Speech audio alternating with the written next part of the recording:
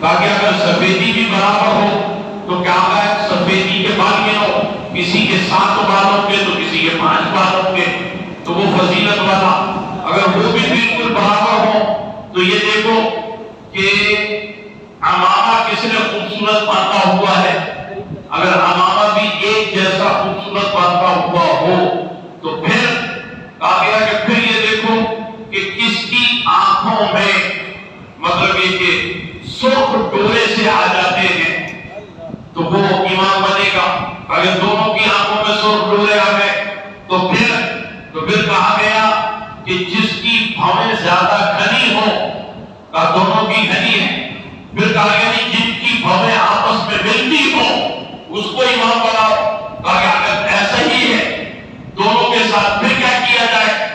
تو پھر کہا گیا کہ یہ دیکھو کہ کس کا باپ اور کس کی ماں کتنے متقی اور پرہیزگار ہیں، کہا گیا وہ سب بھی آپس میں برابر ہیں، تو پھر کہا گیا کہ محلے کی عورتوں کو اس کے گھر بھیجو، جس کی بیوی سب سے زیادہ خوبصورت ہے اس کو امام بنایا جائے، اس لیے کہ جس کی بیوی سب سے زیادہ خوبصورت ہوگی تو وہ امام جو ہے زیادہ متقی اور پرہیزگار ہوگا۔ اب دیکھیں امامت کی شرطیں کتنی، تو اب جو شب معراج امام بنا، جو امام الانبیاء والمرسلین ہوا، وہ ساری خوبیاں تو اس میں موجود ہے نا، کیا رسول اللہ علیہ السلام سے افضل والدین کسی کے ہو سکتے ہیں؟ کیا ان کے دادا دادی سے افضل کوئی دادا دادی ہو سکتا ہے؟ کیا ان کے نانا نانی سے افضل کوئی نانا نانی ہو سکتا ہے؟ کوئی بھی نہیں ہو سکتا۔ اس اعتبار سے یہ سمجھ لیجئے کہ پیارے آقا علیہ السلام اپنی نبوت و رسالت میں بھی کمال درجے پر ہے، اپنے حسن و جمال میں بھی کمال درجے پر ہے، اپنی تمام خوبیوں میں وہ کمال درجے پر ہے۔ بے شک یہ ختم نبوت کا عقیدہ جو ہے یہ بڑا اہم اور بنیادی عقیدہ ہے، اساسی عقیدہ ہے۔ اس عقیدے پر ہمارا اور آپ کا ایمان جو ہے وہ منحصر ہے، کیونکہ یہ عقیدے میں ذرا سی بھی شک اور شبہ کی بات آ گئی تو پھر بڑی پریشانی لاحق ہو جائے گی، اور آج کل اسی شک اور شبہ کو قائدیانی پیدا کرنے کی کوشش کرتے ہیں۔ کنڈری کے علاقے میں اپنے بچوں سے بھی بات کی، کالج کے بچے کنڈری سماروہ کے ساتھ، کنڈری کا پورا علاقہ قائدیانیوں کا مرکز ہے، تو بچوں سے جو ہمارے مسلمان بچے ان سے پوچھا تو انہوں نے کہا کہ یہ کبھی کبھی ہمارا کلاس میں تو ہمیں اپنے گھر لے جاتا ہے، کہتا ہے تم نے شیزان جوس پیا ہے؟ ہم نے کہا ہاں پیا ہے، کہنے کہ اس سے اچھا اوریجنل جوس تو ہمارے گھر میں، شیزان تو بیچنے کے لیے ہے، آؤ گھر میں تم کو شربت پلاتے ہیں۔ اور انہوں نے جو شربت پلایا تو واقعی بہت اچھا تھا، پھر اپنا لٹریچر بھی دیتے ہیں، پھر کہتے ہیں کہ تم ہمارے مرزا کو مت مان، ہم نہیں کہتے کہ اس کو مان، لیکن جب تمہاری بہن کی شادی ہوتی ہے استخارہ کرواتے ہو نا، جب تم کاروبار کرتے ہو تو استخارہ کرواتے ہو نا، جب تم اپنے کسی کے ساتھ پارٹنرشپ کرتے ہو تو استخارہ کرواتے ہو، مکان خریدنا ہو تو استخارہ کرواتے ہو، کہیں سفر پہ جانا ہو تو استخارہ کرواتے ہو، تو تم صرف ایک استخارہ کر لو کہ بھئی مرزا کیسا آدمی تھا، اچھا تھا یا برا تھا، اور وہ لڑکے اگر کہتے ہاں ٹھیک ہے کرے تو گیا ہی من سے، اسی وقت نکل گیا۔ یعنی یہ سمجھ لیں کہ حضرت ابو عباس مرسی رضی اللہ عنہ کہتے ہیں کہ میں نے کبھی یہ عقیدہ رکھا ہی نہیں کہ میں حضور علیہ السلام کی نگاہ نبوت سے پوشیدہ ہوں، میں ہر وقت سرکار کی نظروں میں ہوں، اور میں اپنے لیے یہ عقیدہ رکھتا ہوں کہ میں ہر وقت سرکار علیہ الصلوۃ والسلام کے جلوے جو ہیں وہ ملت اسلامیہ میں اور اس کائنات میں دیکھتا ہوں۔ تو اس اعتبار سے ہم دیکھیے کہ اگر ہر امتی پیارے آقا علیہ الصلوۃ والسلام کی نگاہ نبوت میں ہے تو جیسے ہی اس نے یہ کہا کہ اچھا ٹھیک ہے میں استخارہ کروں گا تو وہ حضور علیہ الصلوۃ والسلام نے اس کی طرف سے رخ پھیر لیا۔ اور جب سرکار کسی طرف سے رخ پھیر لے تو وہاں شیطان آ جاتا ہے، اور پھر وہ اگر استخارہ کرے گا تو شیطان اسے استخارے میں بتا دے گا کہ مرزا کون ہے، کہے گا ہاں مرزا بے بھی ایمان لے آؤ۔ اللہ تعالیٰ رحم فرمائے کرم فرمایا عیاذ باللہ معاذ اللہ ثم معاذ اللہ۔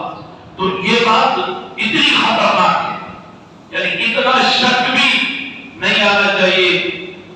سیدھا سے جواب ہے کیسا استخارہ، کس بات کا استخارہ؟ بھئی ہم مکان کا استخارہ اس لیے کرتے ہیں کہ ہمیں نہیں معلوم یہ مکان ہمارے لیے بابرکت ہوگا کہ نہیں ہوگا۔ ہم کاروبار میں استخارہ اس لیے کرتے ہیں کہ ہمیں اس کے انجام کا پتہ نہیں۔ ہم اپنے پارٹنر کے لیے استخارہ اس لیے کرتے ہیں کہ ہمیں پارٹنر کے اخلاص کا پتہ نہیں۔ ہم یہاں استخارہ کیوں کریں کہ یہاں تو ہمارے جسم کا روح اللہ کہتا ہے کہ یہ اللہ کے آخری رسول ہے، یہ اللہ کے آخری رسول ہے۔ یہاں کوئی شک نہیں ہے۔ جب شک نہ ہو تو پھر یقین ہے، اور واسط یقین ہے، پختہ یقین ہے۔ تو یہ آج کل اس طرح کی یہ حرکتیں بھی کرتے۔ بہرحال میں نے آپ کے سامنے 1953 کی بڑی اہم حقیقی داستان سنائی۔ گورنر جنرل غلام محمد کا زمانہ 1953، اور کیونکہ 1953 میں مغربی پاکستان اور مشرقی پاکستان 1 یونٹ تھے، تو 1 یونٹ ہونے کے اعتبار سے وہی ایک ہی جیسے انتظامی معاملات ہوتے ہیں۔ تو جب یہ قادیانی مسئلہ آیا تو اس نے 1 یونٹ کو توڑ دیا، یہاں الگ صوبے بن گئے اور ایسٹ پاکستان میں الگ صوبے بن گئے۔ صوبے بننے سے یہ فائدہ ہوا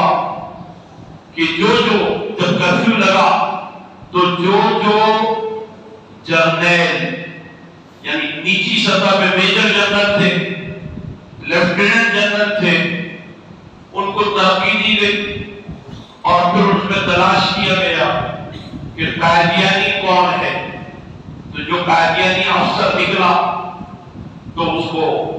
کسی کو ڈھاکہ میں تعینات کر دیا، کسی کو چٹاگانگ میں کر دیا، کسی کو راجشاہی میں کر دیا، کسی کو سلہٹ میں کر دیا، اور پھر اسی طرح یہاں بھی گنجائش نکالی گئی اور مختلف جگہ قائدیانی جرنیل آ گئے۔ یہ حکومت انتظامی طور پر ایسا کرتی ہے، اگر ایسا نہ کرے گا تو پھر پولیس میں اور فوج میں بغاوت طے ہے۔ اس چیز کو سمجھنا چاہیے تھا۔ میں نے ٹی ایل پی کے ذمہ داروں سے بات کی تھی اور میں نے ان کو بتایا تھا کہ آپ لوگوں نے توجہ نہیں کی اس بات پر کہ 3 دن پہلے چوک یتیم خانہ کے دھرنے سے 3 دن پہلے بڑی تیزی کے ساتھ شیخ پورا سے کوئی آ گیا، ایسے جو لاہور کا ایسے جو شیخ پورا جگہ گیا، کوئی ملکے سے آ گیا، کوئی مسور سے آ گیا، ادھر ادھر یہ جو تبدیلیاں ہو رہی تھی آپ نے اس پر غور کیوں نہیں کیا؟ انہی لوگوں نے آپ پر گولیاں چلائی جو کہ بدعقیدہ تھے، ان کو لایا گیا۔ خاص طور پر قادیانی اور شیعہ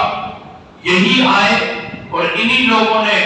سنی نوجوانوں کے سینے پر گولیاں چلائی،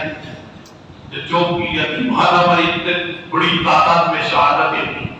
یہ انتظامی معاملات ہوتے۔ تو 1953 میں ایسے ہی معاملات ہوئے تھے،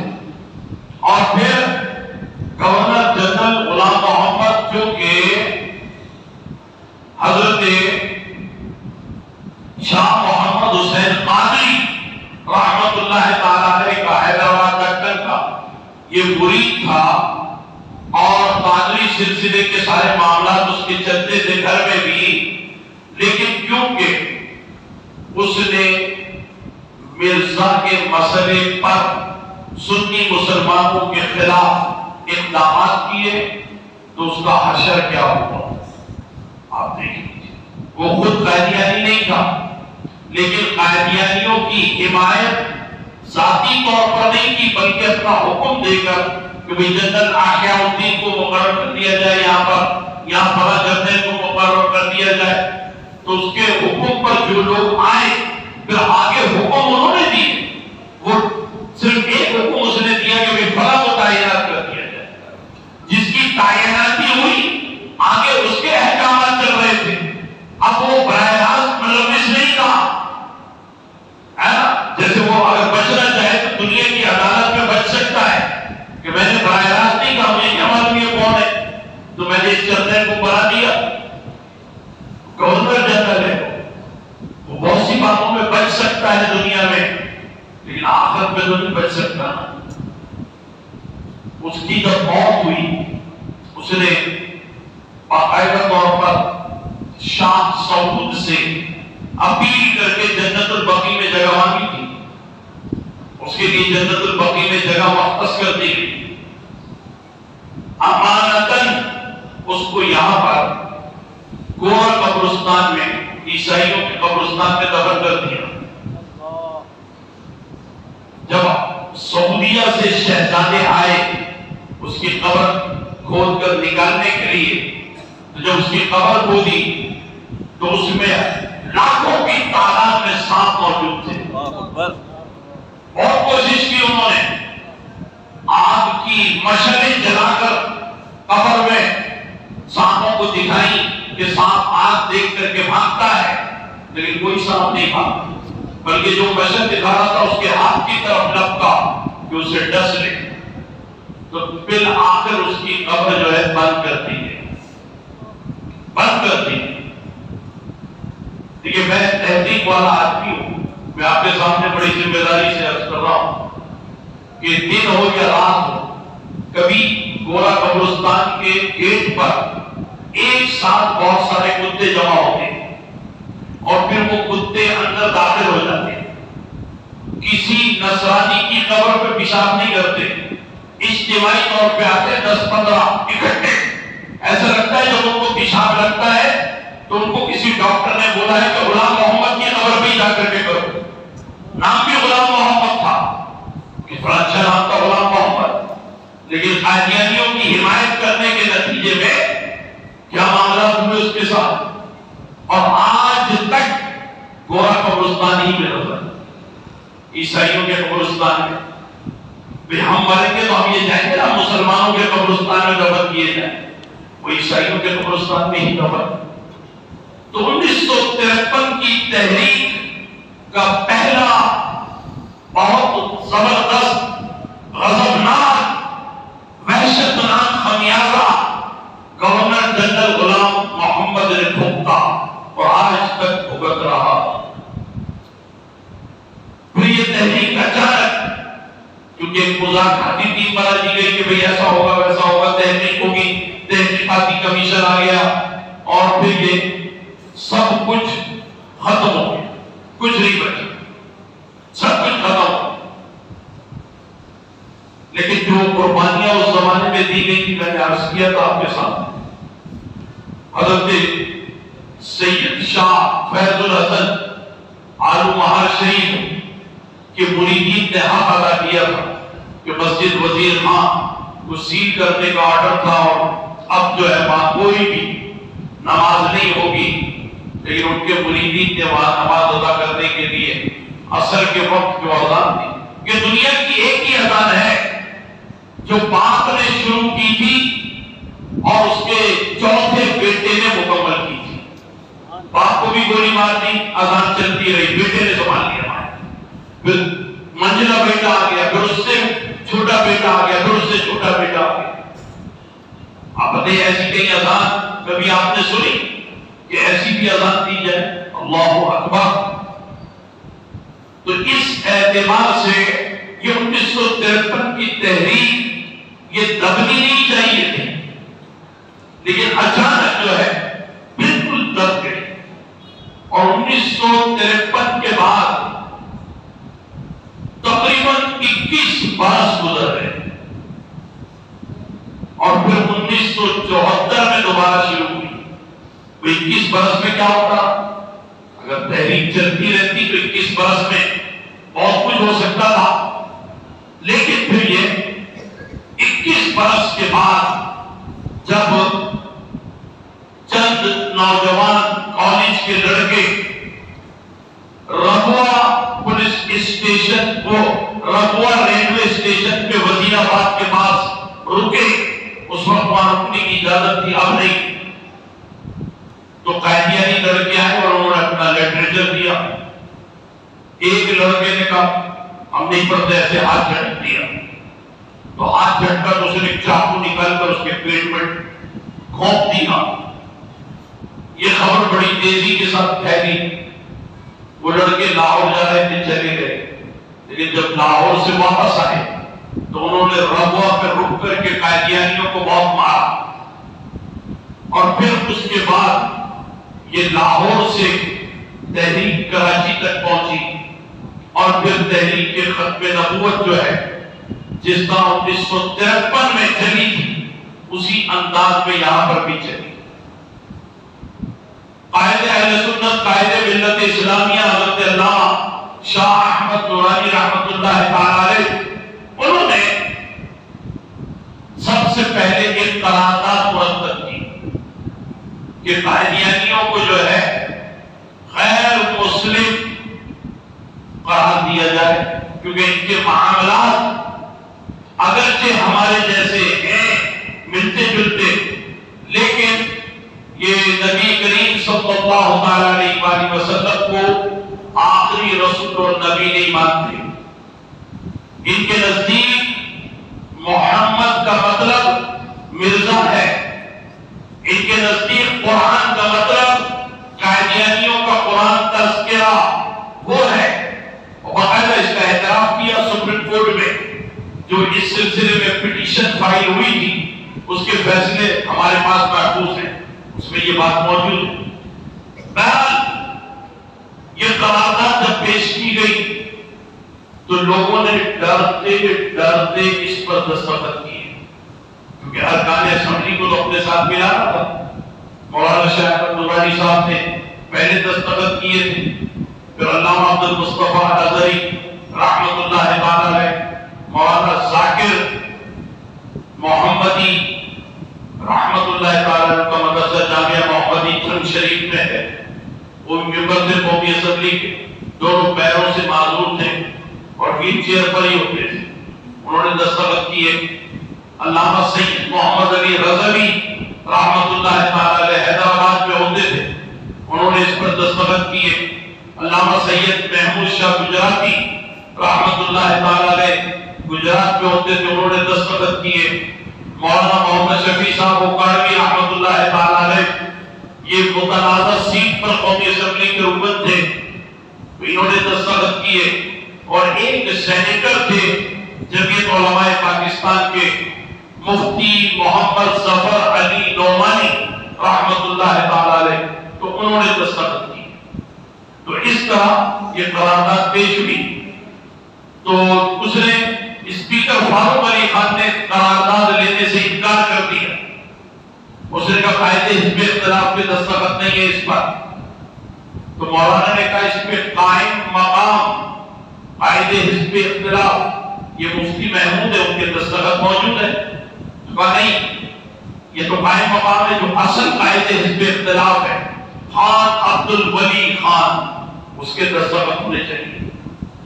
تو پھر مولانا نورانی نے حیدرآباد کا سفر کیا،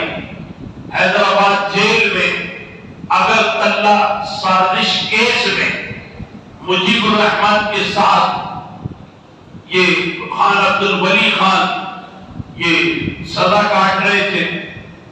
اور مجیب الرحمان کو جب بنگلہ دیش بن گیا ان کے لوگوں نے بلا لیا تھا تو وہ جیل سے چلے گئے تھے۔ یہ 1974 کی بات، بھٹو صاحب نے مجیب الرحمان کو چھوڑ دیا تھا، چنانچہ خان عبد الولی خان نے جیل میں بیٹھ کر کے دستخط کی۔ خان عبد الولی خان سے ایک انٹرویو میں پوچھا گیا تھا کہ جب آپ دستخط کر رہے تھے تو میٹر کو پڑھا تھا آپ نے؟ تو کہنے لگے نہیں، میں نورانی کے چہرے کو دیکھ رہا تھا اور دستخط کر رہا تھا۔ یہ جھوٹ نہیں بولتا، اس کا معاملہ جھوٹا نہیں ہے، دستخط کر دیے۔